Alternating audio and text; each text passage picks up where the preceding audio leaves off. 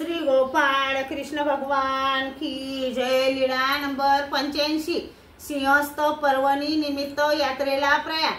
सिंहस्थ पर्व आले, सर्व लोक सिंहस्थ पर्वानिमित्त त्र्यंबकेश्वराला निघाले। बोने बायांनी सर्वज्ञांना विनंती केली, बा मोन्य देवा, सर्व लोक सिंहस्थ पर्वानिमित्त त्र्यंबकेश्वरला यात्रेसाठी निघाले, तरी आपणही चला जाऊया।